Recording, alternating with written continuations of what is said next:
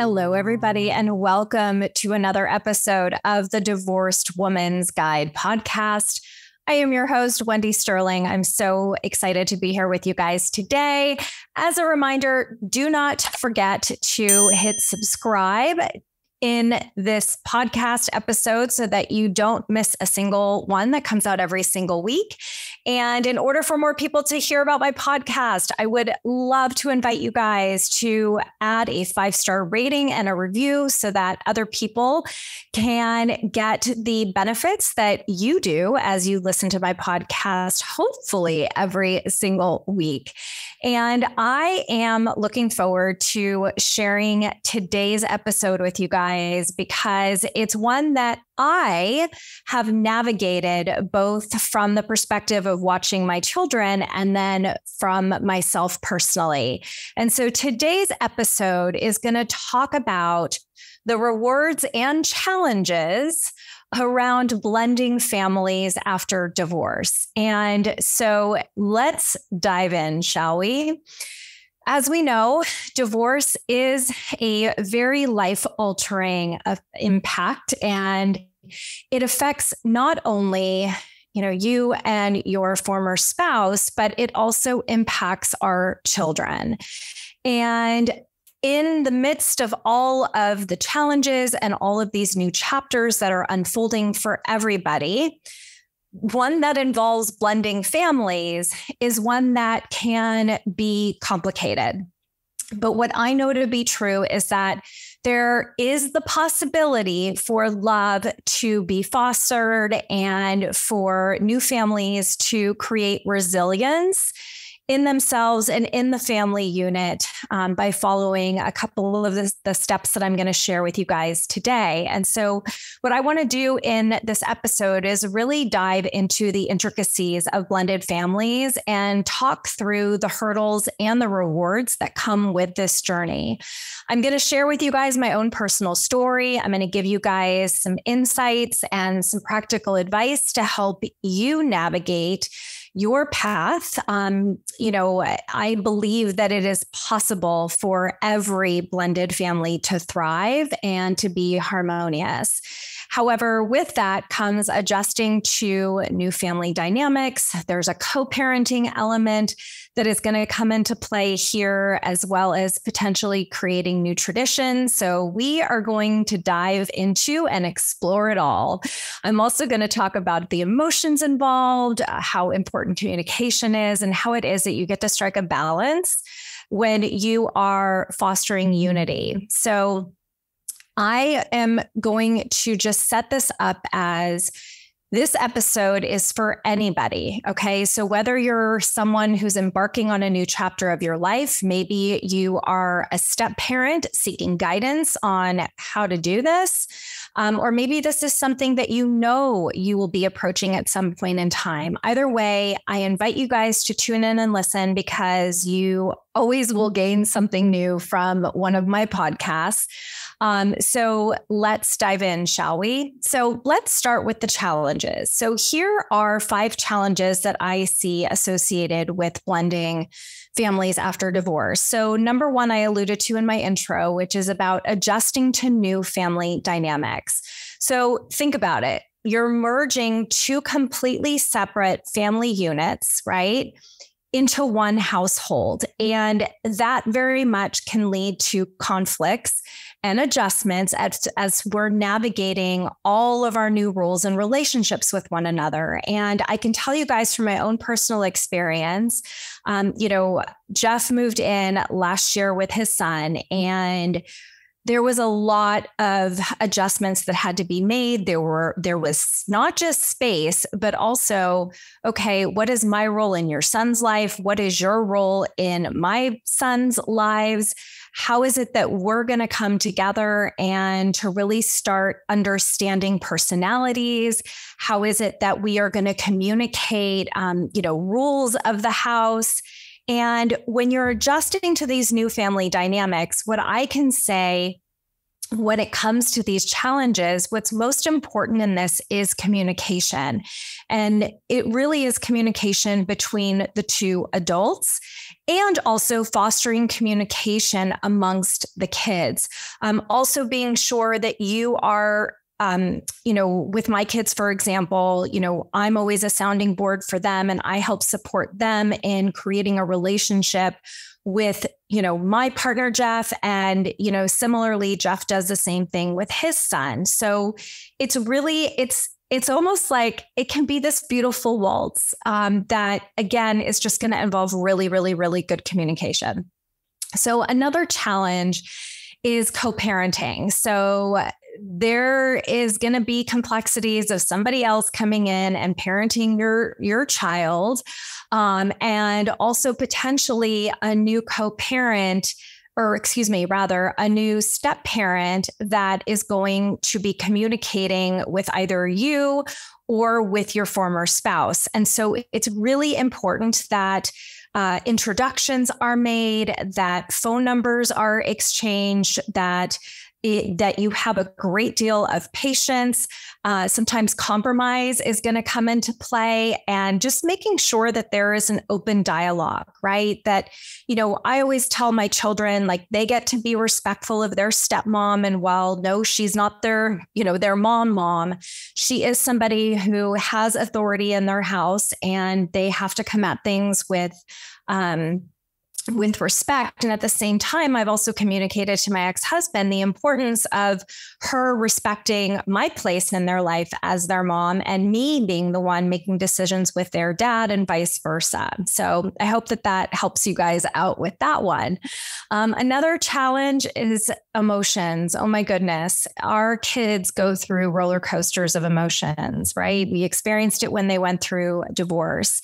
And they are going to experience a lot of different emotional adjustments navigating blended families. And so what's important is making sure that you're holding space for your kids' feelings, that they feel comfortable, that they can still come and talk to you. Empathy is really important in this, and really just figuring out new ways to support one another. Making sure that they know that they're important to you, that their feelings matter, that they haven't been replaced, right? Because that's something that also could have kids tend to act out.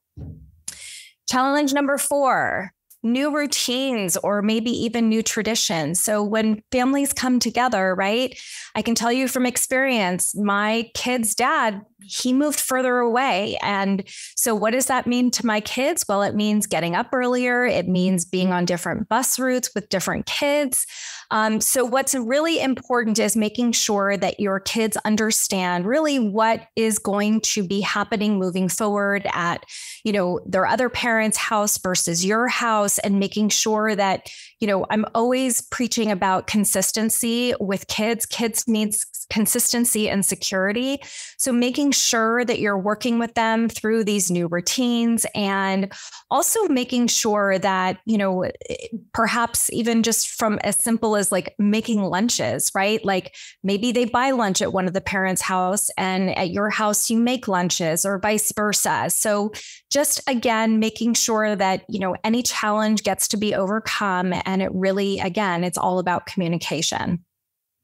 And then finally, the last challenge is a tricky one, and that is about balancing loyalties, right? So many times family members may feel torn between the loyalty to their biological parents versus their new step parents or step siblings. And, I remember in the beginning, my kids, felt like they were, if they liked their stepmom, that meant something negative to me, or I would feel something negative or bad. And it's really important that our kids know that it's okay for them to have a relationship with their new step parent or their step siblings, that it's okay to love them, that, that they always love you, that you're their mom, you're their dad.